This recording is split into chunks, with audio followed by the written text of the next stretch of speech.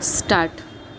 જ્ઞાન એટલે નિત્ય અનિત્યનો વિવેક જાણવો, સારી વર્તણૂક રાખવી, સાચા ખોટાનો વિચાર કરવો, સૂક્ષ્મ આત્મા વિચારમાં સ્થિર થવું, જીવ આત્મા અને શિવ બંને એક જ છે તેમ માનવું, જ્ઞાની અને સદ્ગુરુમાં કોઈ જ તફાવત નથી.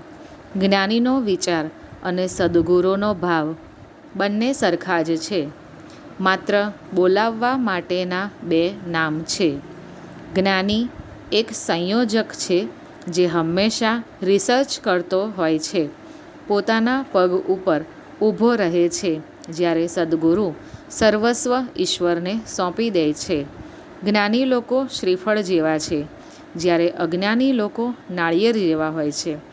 નાળિયેરમાં કાચલી અને ટોપરું એક જ હોય છે, એટલે કે જ્ઞાનીને મન, શરીર અને આત્મા એક જ છે. પેરેગ્રાફ.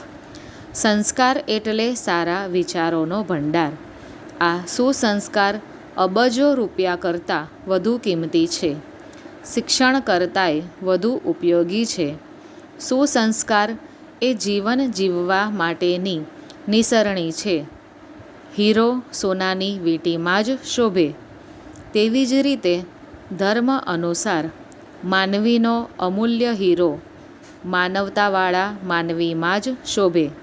જુઓ, અતિશય મોટું મકાન હોય તો પણ આખા ઘરને સુરક્ષિત કરવા નાનકડી ચાવીનો ઉપયોગ કરીએ છીએ.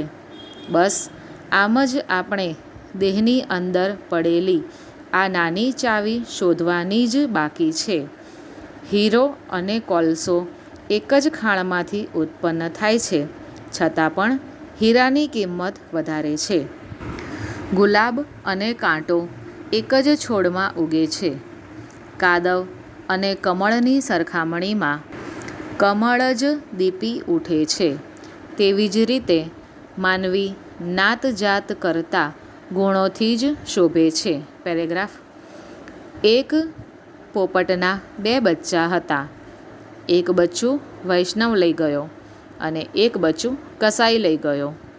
વૈષ્ણવને ત્યાં સંસ્કાર અનુસાર આવો, ઉઠો, બેસો, જાગો, સવાર થઈ છે તેમ બોલ્યા કરતું, જ્યારે કસાઈના સંસ્કાર અને વાતાવરણ પ્રમાણે મારી નાખો અને કાપી નાખો તેમ બોલતા શીખ્યો. સંસ્કાર આસુરી અને દૈવી એમ બે પ્રકારના હોય છે.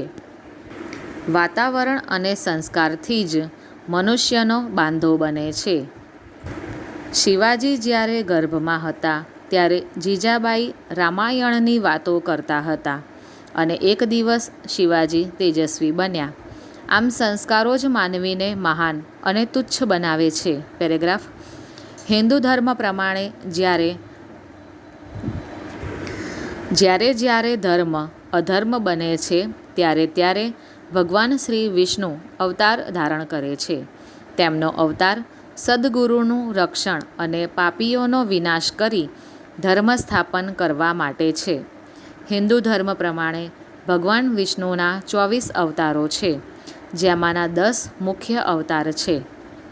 પરમાત્મા એટલે પ એટલે 5, ર એટલે 2, મા એટલે 4.5, ત એટલે 8, મા એટલે 4.5, એટલે કે ટોટલ 24. એટલે કે પરમાત્માના 24 અવતાર થયા હશે તેમ માનવું. સ્ટોપ.